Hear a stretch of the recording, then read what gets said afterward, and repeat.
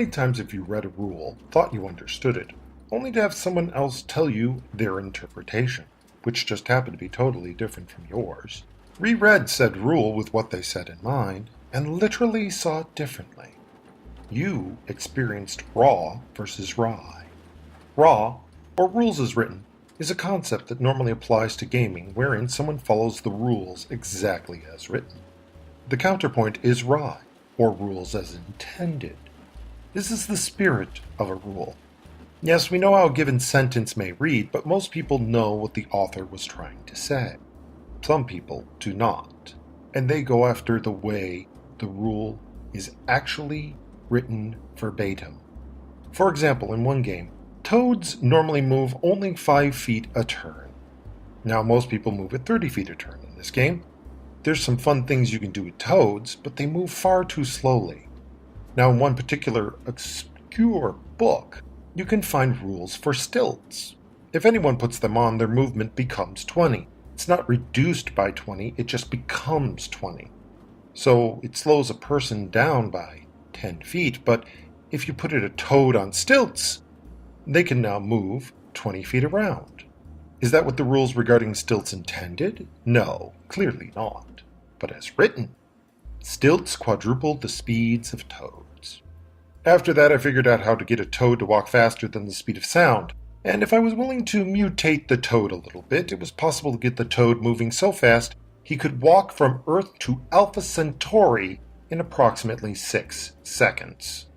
The rules as written allowed this.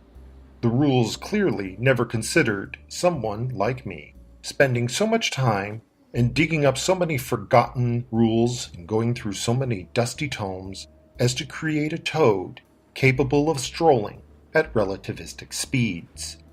You see, any set of rules, it doesn't matter what the rules are for, are only a form of simulation. It is a framework designed to be imposed itself on reality. The problem? No set of rules ever imposes itself on reality perfectly. All sets of rules break down at extremes. Because the minimum speed cannot go below 5, I can stack all sorts of penalties that disappear. Then, later, I can speed my toad up using other rules. If all you care about is the rules, there will always be someone who will figure out a way to take those rules and twist them in a way that the original creators never intended.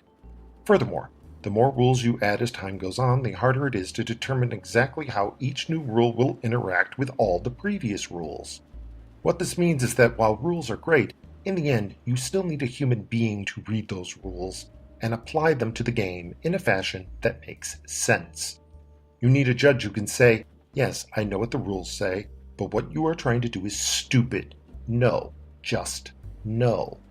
In case you can't figure out why I'm bringing all this up, it also applies to the United States legal system. When I was younger, I worked with a law firm for a few years there, and it became apparent to me that our society no longer trusts human judgment.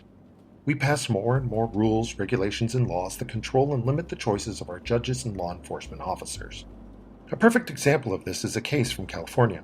An appellate court upheld an order forcing a 15-year-old boy to pay child support to his 30-year-old rapist after she became pregnant and gave birth. If you read the judge's opinion on the ruling, he makes it quite clear that he finds his ruling obscene. But the law is clear, and he has no choice but to rule the way he did. Another example. I remember speaking with a police officer. I asked him about the new body cams for cops. He said he loved it. He just hated that he'd have to pull his gun more. I asked him why, and he said there are many regulations to stop me from pulling my gun, but just as many to make me pull my gun. Sometimes I ignore the rules. I just think it's safer. But with the camera on me, I'll have to do it. The Wall Street Journal reported on August 12, 2016 that the body cams are linked to more shooting deaths. The cops know their actions are not only justified, but required. They pull their guns more and wind up shooting more. These are examples of our society putting raw over rye. We cannot remove the right for judges and police to make their own decisions. Unfortunately, that's exactly what we do. They have to follow the rules and cannot show any compassion or humanity. Why? Because we don't trust cops or the judges to make the right choices. Ironically, in order to force them to be more moral, we often remove their ability to be human. Now, in gaming, there's another concept I wish to share with you. It's called fluff text. Fluff text has no in-game effect, hence the reason it's called fluff. Yes, it might show the intent of the creator, but technically, it's just for show. Liberals love their fluff text. Social justice warriors impose their morality on others. They make a big show of it and talk about theories and concepts, but in the end, most of what they talk about is just fluff. Because social justice warriors are so distrustful of people and want to impose their perfect morality on others, they use the law to enforce their will. Because they want their perfect vision to be put into law, they remove the ability of others to interpret that law. If their morality was so great, they wouldn't have to force people to act the way they want. Nobody ever repeats an obvious truth. For example, no one says money is good. However, social justice warriors keep saying diversity is strength. You don't need to repeat the truth, but if you want people to think as you do need to repeat the lies. In effect, social justice warriors discourage people from using the raw of a law and only allow people to use the raw. The problem is, in any law, even one created with the best of intentions, it could have far-reaching and possibly horrifying applications. Social justice warriors get around this by claiming that it's close enough and create a narrative that covers up the flaws. In effect, they create a form of social fluff to shame people into acting the way they want. People have been conditioned to just accept and give up when an insane new law is put into place. Our current society will always defer to the raw over the rye. Social justice warriors and other leftists insist on also imposing a level of rye on society as well, but then they turn around and ignore that rye as they see fit, and often the raw as well. The raw and the rye applies to everyone else, but not to the social justice warrior. Which brings us to Donald Trump. You see, the social justice warrior elites all believed that they knew the system and nobody else could crack their code. Thus, the mainstream media and liberals believed that they were the ultimate controllers of society.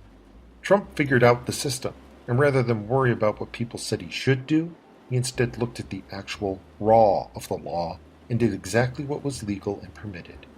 He walked up to the line, he treaded the line, but he never crossed the line.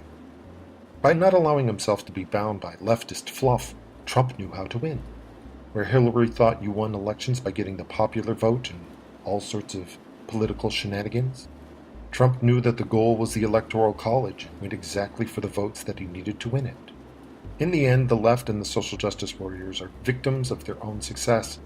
They began to believe their own fluff and forgot that the law is raw. The left has become so emotional and caught up in their own fluff that they have forgotten that the rules as intended no longer matters in the American legal system.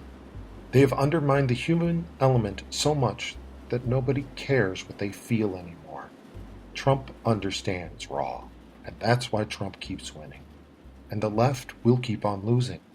They made this system, and now it's being used to pile drive them out of existence. Do not go gently into that good night. Rage, rage against the dying of the light.